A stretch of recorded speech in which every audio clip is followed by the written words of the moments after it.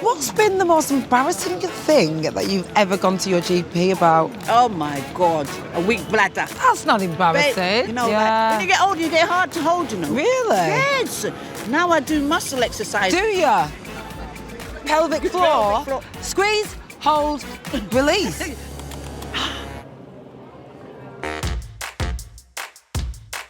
Only a third of us check for or monitor our health conditions, putting millions of us at risk of undiagnosed illnesses. That's why I, AJ Dudu, am taking to the streets to get you, the great British public, to check in on your health.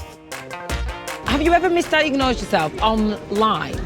Yes, and it's the biggest mistake because the internet doesn't give you 110%. You have to go to the GP. We've set up shop in Birmingham where I'll be chatting to you about your lumps, bumps and mental well-being to see how much you know about your own health. And I'm not doing it alone. Oh no, I brought along Dr. Sarah, who'll be meeting with some of you in our pop-up clinic. Oh, look, I found someone. Excuse me, do you have any bunions? GP questions coming at ya. Ha. Hit me, boom. Say boom, boom, boom. Let me hear you say Rayo. Well, Yes, Solomon. When was the last time you checked in on your health? Actually, I was at the GP last week, babe. Pre-COVID. Oh gosh, ages ago. The other day, my friend dropped me when we were making a TikTok. Oh my gosh. What puts you off going to your GP? it's the colour scheme. Oh, they should paint those GPs nice and bright. I think it is the worry of what they might say to you if you have not been for years. What's the funniest or most embarrassing injury that you've ever had? A horse stepped on my foot. Oh, Yeah, nay. Did you just do that? I did. That happened. Just met John. He's got some aches and pains he'd like to tell us about. John, what's up with you? Been struggling with bedwetting, so yeah. And is this something that you've ever seen a doctor about? No, never before, no. Would you like to come to our pop-up clinic to see Dr. Server? Yeah, I'll go and do that, yeah. Come on. Cool, let's go. Hi, John. okay? Good to meet you. Nice to meet you. Have you always wet the bed, or is this something that started recently? Yeah, so I've started bedwetting when I was like 4 or 5. Okay. Are there any triggers for it? Does it link with anything, like what time you go to bed, what you've done in the evening? Anything that... I don't really know. I drink a lot of water. Right. Maybe my body clock doesn't wake up and go, oh, you need a wee or you need the toilet. Yeah. And it just, passes through and then end up weeing the bed. So I think, John, it would be probably, if this problem's been going on since you've been young, yeah. it's highly unlikely that there's any underlying cause for it. Yeah. If you'd come in and said to me, this started 2 months ago and I was dry at night and now I've started bedwetting, I would be wanting to arrange a scan to look at your bladder. I'd probably be wanting to check out your prostate. But if this has always been a problem, it's highly unlikely that there's an underlying cause for it. Is you might just have what's called an overactive bladder. In other words, the bladder is sending faulty messages to the brain, All right, thanks. telling your brain it's full when it's not. Yeah. So you're emptying it. Yeah. Okay, is that quite common, that, though? It can. It can be. Yes, there are some alarms that you can, bedwetting alarms that you can put under your sheet, or and as soon as they get moisture on them, they set off an alarm. That's amazing. So that you would wake. We then want to get you to get up properly, change your bed, because the whole idea is to re-educate your brain. To wake up when you need a wee, to start to cue into those signals from your bladder. That makes sense. I feel better in myself, knowing that.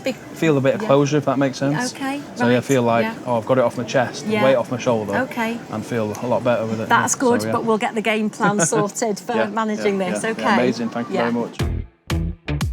Right, you've got me mic and we're going to play a game. It's called Never Have I Ever. Are you ready? I'm ready. Yeah. Okay, never have I ever thought I had a serious health problem after searching one symptom online. I have. I've been diagnosed with so much stuff. Yeah, through through TikTok TikTok. and Reddit and Facebook. I It's actually- unreal. Never have I ever lied when asked how many units of alcohol I drink per week. Are you a liar? Yes. Yeah. Who knows what units are? It's too complicated. I just don't know how many units. How do you count? I'm telling to the doctor, what's 10 double vodka oranges? Never have I ever had an STI. I have never. Brilliant. Do you know what? Me neither, babes. I checked myself. Oh, yeah. Next up in our pop-up clinic is Amanda. Nice to meet you. Thanks for coming along today. Come and have a seat. What can I do for you today? I'd like to talk about perimenopause leading up to menopause. Okay. Had a few symptoms over the last year or two that are a bit concerning and overwhelming, confusing. Oh gosh, I'm sorry to hear that. Tell me what symptoms you've been experiencing then, Amanda. Well, on the way here, this eyelash was peeling off and I just was getting really frustrated about it. Right. You know, frustrated, it's kind of going against my personality, experiencing these emotions. Yeah. So there's that and heavy cycles and then none whatsoever, and I used to be really regular. Okay. Any other symptoms that you've noticed apart and the irregular periods? You said. Yeah, quite a lot all in one go. I haven't had hot flashes, but I do get hot at night, and Yeah. I have restless legs that keep me Right. awake. Yeah, and forgetful. That was it. Yeah, I forgot Forgetfulness. that I was forgetful, so that was the other thing. Bless you. Have you ever thought about HRT, hormone replacement therapy? Have you had any thoughts about that? Or? I've heard of it, and I've heard that it does wonders for some people. Yeah. But as a yoga teacher, I'm trying to stick to natural methods, and I think it should be a bespoke thing. And I don't know how bespoke HRT is, Yeah. or if it's just a one thing Yeah. prescription fits all, or Yeah. So the kind of hormone replacement therapy that we give now in the UK is what we call body identical. Oh, right. So we're giving you back exactly the same estrogen that your ovaries would be producing, and well, it is the most effective treatment for the symptoms that you're having. Yeah, so do you think I'd notice a difference in my memory? We do have estrogen receptors all around our body, and we have them in our brain's memory areas as well. So I suppose in answer to your question, HRT would be potentially very helpful for all of those symptoms as well. That's not to say that it's for everybody, and it's not to say that everybody wants it, but it certainly is a very effective treatment. I tell you what, Sarah, I've been absolutely rushed off my feet today, and I know I've been keeping you busy sending everyone in. You're not wrong, AJ. It's been But if there's one thing that I have learned from today is that everyone should genuinely check in on their health. Absolutely right. Well said.